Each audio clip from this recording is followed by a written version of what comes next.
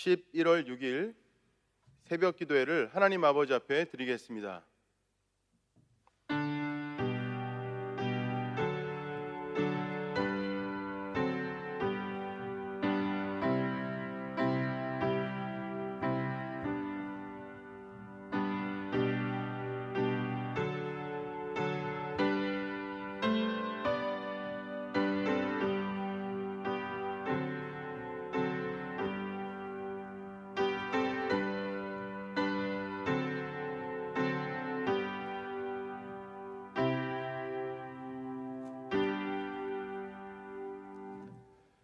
사도신경으로 우리의 신앙을 고백하겠습니다. 나는 전능하신 아버지 하나님 천지의 창조주를 믿습니다. 나는 그의 유일하신 아들 우리 주 예수 그리스도를 믿습니다. 그는 성령으로 잉태되어 동정녀 마리아에게서 나시고 본디오 빌라도에게 고난을 받아 십자가에 못 박혀 죽으시고 장사된 지 사흘 만에 죽은 자 가운데서 다시 살아나셨으며 하늘에 오르시어 전능하신 아버지 하나님 우편에 앉아 계시다가 거기로부터 살아있는 자와 죽은 자를 심판하러 오십니다. 나는 성령을 믿으며 거룩한 공교회와 성도의 교제와 죄를 용서받는 것과 몸의 부활과 영생을 믿습니다.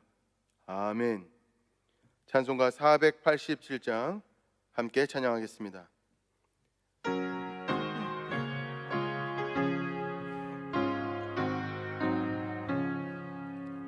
어둠 후에 빛이 오며 바람 분 후에 잔잔하고 소나기 후에 햇빛 나며 수고한 후에 쉼이 있네. 연약함 후에 강건하며 애통한 후에 위로받고 눈물 난 후에 웃음 있고 씨 뿌린 후에 추수하네.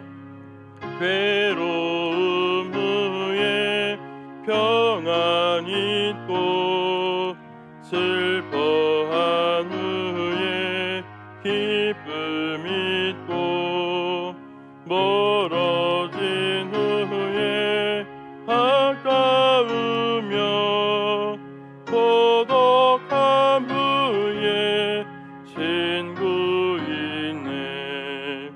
고생한 후에 기쁨 있고 십자가 후에 영광 있고 죽음 온 후에 영생하니 이러한 도가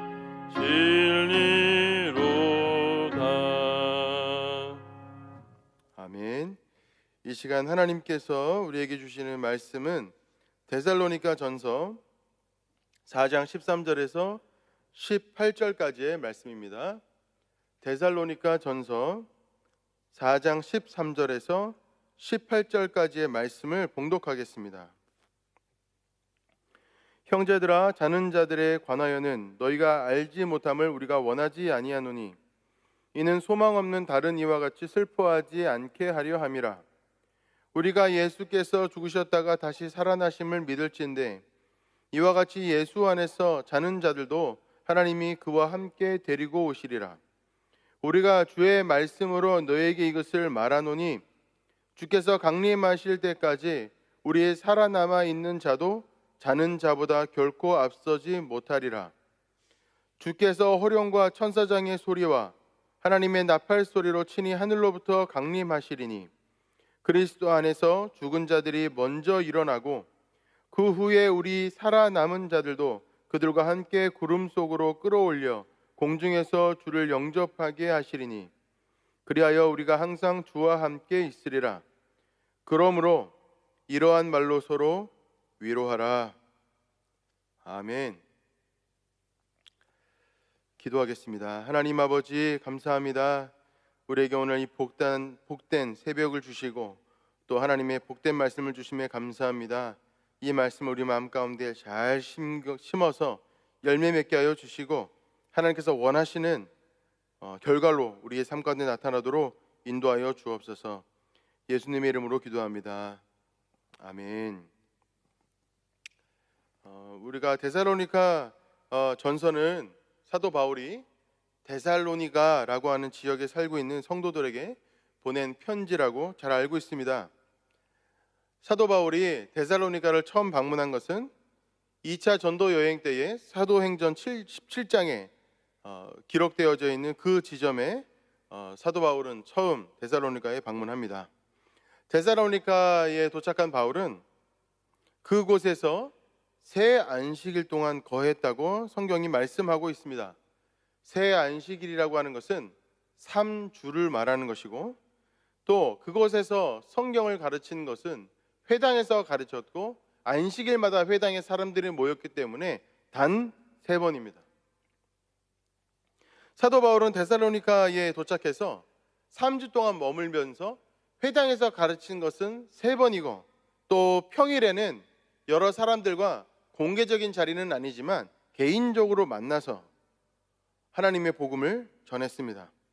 그가 당시에 복음을 전했던 방식은 당시에는 신약 성경이 전혀 기록되어져 있거나 이렇게 선정되기 전이기 때문에 구약에 있는 말씀들로 복음을 전했을 것이고 당연히 성경 강독의 모양을 띄었을 것입니다.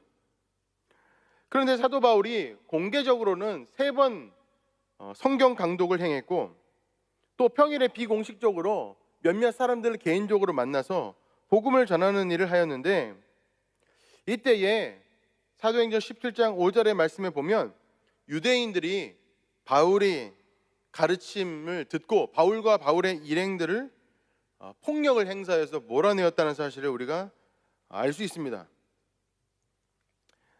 사도행전 17장의 내용을 쭉 살펴보다 보면 사도 바울이 데살로니가를 떠나서 베레아로 피신하고 베레아에서도 복음을 전하고 있었는데 우리가 잘 알다시피 베레아 사람들은 신사적이어서 사도 바울의 그 말을 아주 잘 들었다고 그렇게 기록되어져 있는 것을 기억하실 것입니다. 그런데 데살로니가에서 사도 바울을 폭력을 행사해서 몰아내었던 그 사람들이 베레아까지 와서 사도 바울을 잡으려고 듭니다. 그래서 사도 바울은 베레아에서 떠나서 다른 지방으로 비행기를 타고 에베소로 도망을 가게 되는데 그 모든 과정들 속에서 생명의 위협을 받습니다. 한마디로 무엇인가 하면 당시에 유대인들이 사도 바울을 몰아낼 때에 그것은 그저 워이 이렇게 하면서 몰아내는 것이 아니라 저 사람을 잡아 죽여야 되겠다 그런 살기를 띠고 사도 바울을 쫓아다녔다는 것입니다. 그러면 왜 그들은 그와 같이 살기를 띠면서 사도 바울을 죽이려고 했는가라는 것이죠. 도대체 사도 바울은 뭘 가르쳤느냐 이것입니다. 사도 바울이 뭘 가르쳤을까? 사도 바울이 가르친 내용은 아마도 로마서의 내용에 거의 흡사할 것입니다. 사도 바울이 가는 곳마다 전했던 것은 무엇이었습니까?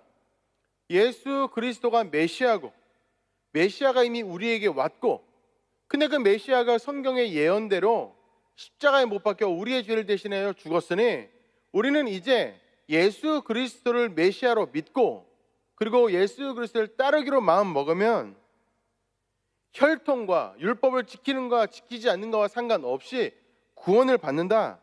그 내용이었다는 것이죠. 사도 바울의 가르침이 여기서 끝나는 것이 아니었을 것입니다.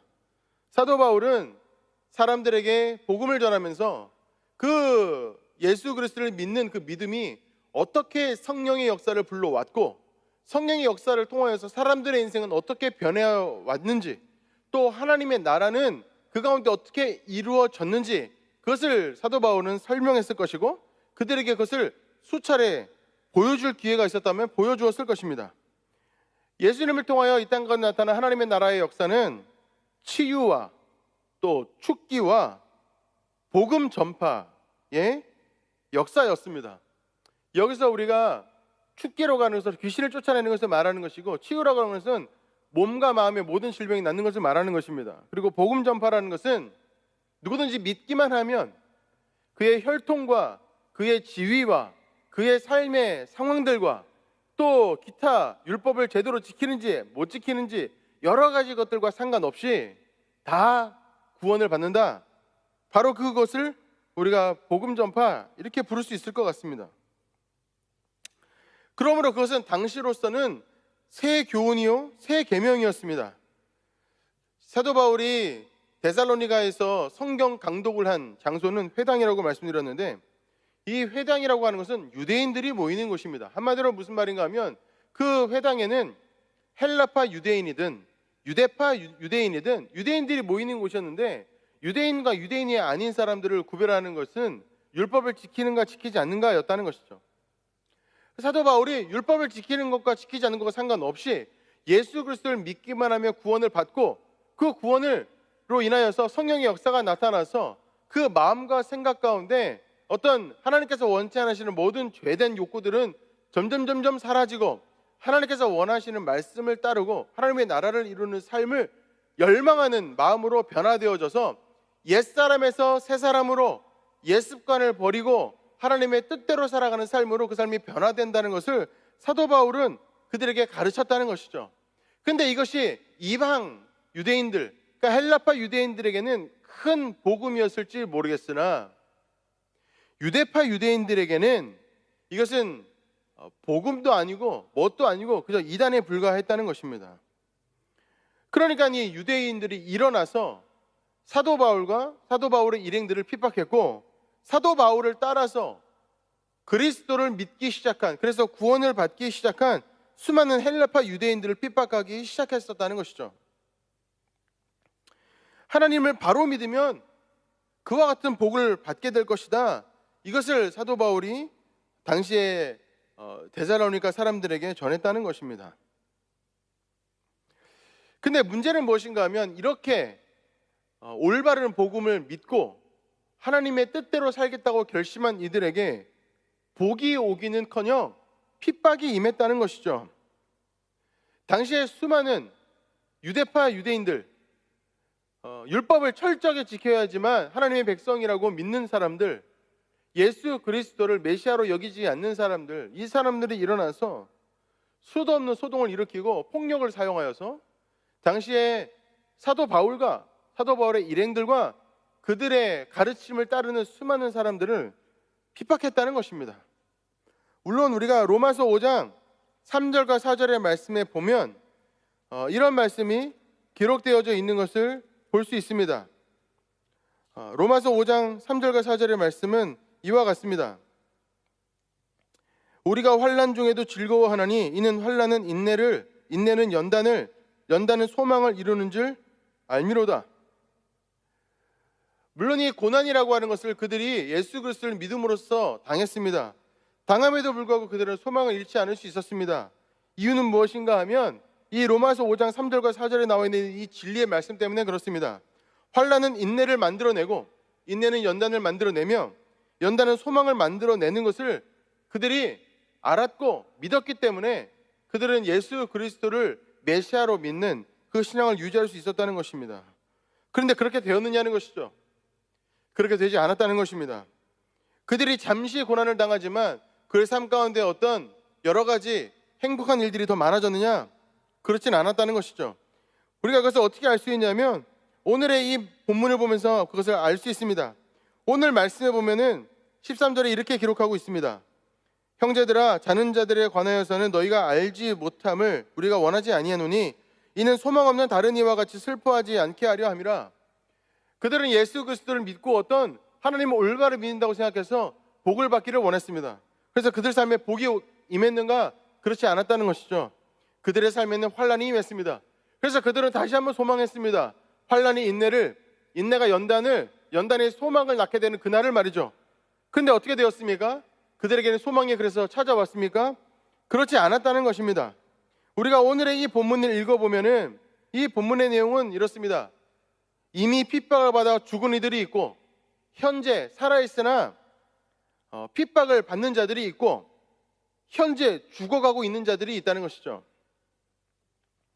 그런데 이 말씀은 무엇이라고 말씀합니까? 오늘의 본문은 하나님께서 이미 핍박을 받아 죽은 자들이나 현재 핍박을 받으며 죽어가고 있는 자들이나 아직 핍박을 받으며 살아있는 자들이나 이 모두를 하나님께서 구원하신다, 이렇게 말씀하고 있다는 것입니다. 그래서 이렇게 말하는 것이죠. 소망이 없는 다른 이들과 같이 똑같이 슬퍼하지 않게 하기 위하여 오늘의 이 말씀을 들으라는 것입니다. 하나님께서는 반드시 그들의 현세의 삶에는 소망이 찾아오지 않을 수 있겠으나 그가 앞으로 살게 될 모든 내세의 삶 가운데 하나님의 놀라운 축복이 그들에게 임하고 하나님의 놀라운 구원이 그들에게 임할 것이라고 하나님께서 이것을 그 데살로니가의 핍박받는 사람들에게 알리고자 하셨다는 것이죠. 사도 바울은 그것을 말하고 있다는 것입니다. 예수 그리스도께서 강림하실 때에 이미 핍박을 받아 죽은 자들도 우리와 함께하게 될 것이고 눈을 떠서 살아있는 자들도 우리와 함께하게 될 것이다. 이것이 바로 사도 바울의 이야기였다는 것입니다. 그리고 오늘의 이 말씀을 보십시오. 16절의 말씀에 보시면 주께서 호령과 천사장의 소리와 하나님의 나팔 소리로, 무슨 말인가 하면 하나님의 가장 완벽한 승리가 모든 믿는 자들에게 임한다는 사실을 하나님께서는 데살로니가의 그 핍박받는 사람들이 알기를 원했다는 것입니다. 오늘의 이 말씀을 세 가지로 정리할 수 있는데, 첫 번째는 무엇인가? 죽지 않는다는 것입니다. 죽은 것이나 죽지 않습니다. 그들의 삶이 죽은 것 같아 보이나 그럼에도 불구하고 그들은 마지막 때에 하나님께서 호령하시고 천사장의 소리를, 우렁찬 소리를 내시면서 또 하나님의 나팔 소리를 내시면서 이 땅에 강림하실 때에 이미 죽어서 하나님 곁에 있는 자들이 다 오게 될 거라는 것입니다. 이 말은 무슨 말인가 하면 우리가 그저 숨이 붙어있고 숨이 끊어지는 우리의 삶의 형태만 바라보게 되어지면 우리는 자연적으로 우리의 삶은, 우리의 생명은 영원하지 않구나, 이것을 우리가 생각하게 되죠. 그러나 이것을 하나님의 강림의 때와 영원의 시간으로 바라보게 되어지면 어떻게 되겠습니까? 우리는 영원히 산다는 것입니다. 그러니까 하나님께서 오늘의 이 말씀을 통해 우리에게 첫 번째 주시고자 하는 메시지는 무엇인가 하면 영원히 사는 것 같이 살라는 것입니다. 영원히 살 것 같이 살아라. 이것을 하나님께서 우리 가운데 말씀하신다는 것이죠. 그러니 우리가 영원히 살 것까지 살면 어떻게 되겠습니까? 이 세상에 우리의 믿음과 우리가 복음을 따라가는 그 삶을 인질 잡으면서 우리를 위협하는 악의 모든 그 공격들로부터 우리가 우리 스스로의 믿음을 지킬 수 있다는 것입니다. 단순히 생명이 끊어지면 내가 가지고 있는 모든 것을 잃게 될 것이다 라고 두려움에 빠진다면 우리가 어떻게 이 세상을 살면서 용감하게 그리스도를 외치며 살 수 있겠습니까? 그러나 하나님께서 말씀하신다는 것이죠. 영원히 살 것이다 말씀하신다는 것입니다. 죽은 것 같으나 살아있다는 것입니다. 죽은 것 같으나 산 것이다, 이것입니다. 그러니까 하나님께서 우리에게 말씀하시는 것은 영원히 살 것 같이 살으라는 것이죠. 죽으면 끝이다? 그렇지 않다는 것입니다. 죽음은 끝이 아니라 그것은 연장이다, 이것입니다. 절대로 죽으면 끝나는 것이 아니라는 것입니다. 우리가 이 세상 살다가 죽으면 끝이다 이렇게 생각해서 이 세상을 살아갈 때 무책임하게 사는 경우가 있습니다. 그저 내 앞에 닥친 여러 가지 핍박과 어려움들 때문에 복음도 저버리고 믿음도 저버리고 인생 죽으면 끝나는 건데, 그러나 그렇지 않다는 것이죠. 그러니 우리는 영원히 산다 이것을 생각할 때에 절대로 우리의 죄 또한 그냥 그저 사라지지 않고 기억된다는 것을 기억해야 합니다. 우리가 잘못하는 사람, 우리가 미워했던 사람, 우리가 사기쳤던 사람, 그 사람들 다 똑같이 그가 예수 그리스도 믿는 사람이라면 나중에 죽어서 얼굴 보게 될 것입니다. 그러니까 중요한 건 무엇이겠습니까? 우리가 우리의 삶을 길게 봐야 한다는 것입니다. 그저 80, 90, 100세 인생이 끝나는 것이 아니라 우리는 영원히 사는 자들이기 때문에 영원을 두고 책임감 있는 삶을 살아야 한다는 것이죠. 영원히 살 것 같이 살으라는 것입니다. 하나님을 섬길 때에도, 하나님을 믿고 하나님 뜻대로 그 삶을 살아갈 때에도 영원히 죽지 않을 것 같이 그 삶을 살으라는 것입니다.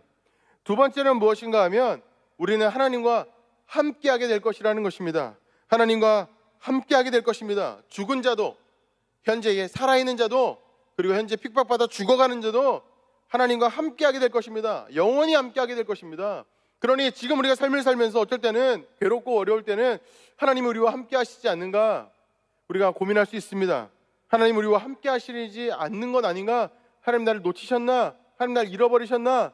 그러나 우리가 오늘 말씀을 통해 우리가 확실하게 알 수 있는 것은 무엇인가 하면 우리는 현재도 하나님과 함께하고 있을 뿐만 아니라 영원히 하나님과 함께한다는 것입니다.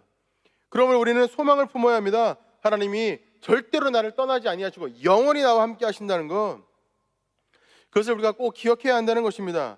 세 번째 우리가 기억해야 할 것이 있습니다.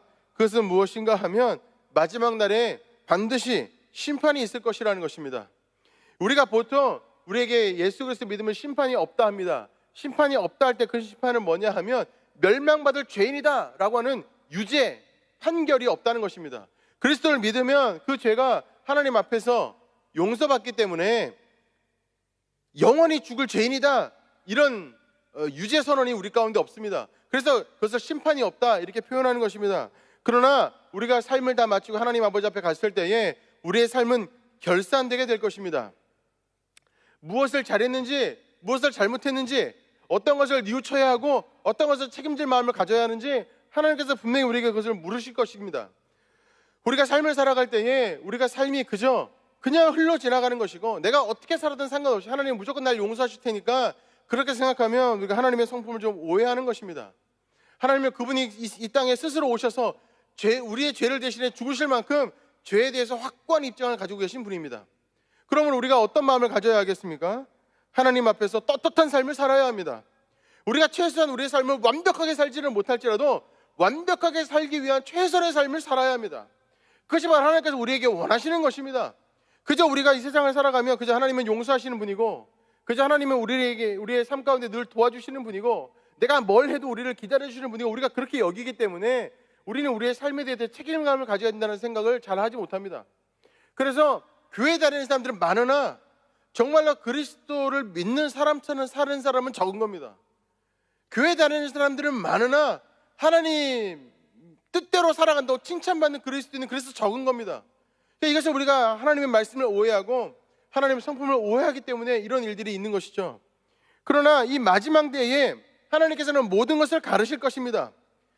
그리스도인들을 핍박했던 그 악한 자들도 하나님께서 심판하실 것이고 그리스도를 따른다고 하나 제대로 따르지 않은 자들도 하나님께서 심판하실 것이고 하나님은 올바로 따르려고 노력했으나 그 노력에 부족했던 사람들도 하나님의 책망을 듣게 될 것입니다. 물론 그 책망은 용서와 사랑과 자비가 듬뿍 담긴 그런 책망일 것입니다. 여러분, 우리가 이것을 꼭 기억하셨으면 좋겠습니다. 우리는 영원히 살 것 같이 살아야 하고 우리는 영원히 하나님과 함께 한다는 것을 기억해야 하며 마지막 때에 결산의 때가 있다는 것을 기억해야 한다는 것입니다. 삶이 어렵고 고난스러울 때 우리의 삶 속에서 하나님 뜻대로 살아가야 하지만 그러지 않아야 할 것 같은 유혹을 받을 때 말씀을 마음에 품고 적극적으로 그 말씀을 이루며 살아가는 삶에 후퇴하고 싶어하는 마음을 갖게 되어질 때 우리는 오늘의 이 말씀을 꼭 기억해야 합니다. 하나님께서 우리에게 마지막 때가 있다고 말씀하시고 마지막 때에 너희와 나와 함께 하실 거라고 말씀하시고 너희는 영원히 죽지 않을 거라고 말씀하시며 마지막 때에 심판이 있을 것이라고 말씀하고 계시기 때문에 그렇습니다. 저는 오늘 이 말씀을 통하여서 여러분들과 함께 위로를 나누고자 합니다. 4장 18절의 말씀에 보면 이렇게 기록합니다. 그러므로 이러한 말로 서로 위로하라. 그러므로 우리가 우리의 삶을 하나님 뜻대로 살기 위해 애쓰면서 노력하면서 얻게 되어지는 여러 가지 고난들은 반드시 하나님께 보상을 받게 될 것입니다. 로마서에서 사도 바울도 말하지 않습니까? 우리가 이 땅에 살면서 그리스도를 믿는 것 때문에 받는 핍박은 나중에 받게 될 여러 가지 복들에 비교할 수 없도다. 그렇게 사도 바울은 말씀합니다. 저와 여러분들이 우리가 이 삶을 살아 나아갈 때에 하나님 말씀대로 살아가는 삶에서 후퇴하거나 뒷걸음치지 않는 그런 사람들 되기를 바랍니다. 하나님께서 원하시는 삶을 살기 위하여서 최선을 다하여서 살아갈 때 어떤 핍박도 어떤 고난에도 굴하지 않는 하나님의 사람들이 다 되기를 주님의 이름으로 축원합니다. 기도하겠습니다. 하나님 아버지 감사합니다. 오늘의 이 말씀을 통하여서 우리 마음 가운데 소망을 주시고 위로를 주시니 감사합니다. 우리가 눈에 보이는 우리의 인생이 끝난 것 같아 보이지만 마지막 때에 우리를 구원하시고 우리를 새롭게 하시고 우리와 함께 하실 사랑 넘치는 눈으로 우리의 삶을 조망하시며 우리 가운데 말씀하실 그 하나님을 기대하며 우리가 더 큰 소망을 품을 수 있도록 역사하시고 인도하여 주옵소서. 반드시 우리의 삶에 닥쳐오는 환난은 인내는 연단을 연단은 소망을 낳는다는 것을 꼭 기억하고 영원의 시간 안에서 늘 하나님의 그 소망을 기대하며 살아가는 우리 모든 정석의 교우들이 다 될 수 있도록 역사하여 주옵소서. 예수 그리스도 이름으로 기도드리옵나이다. 아멘.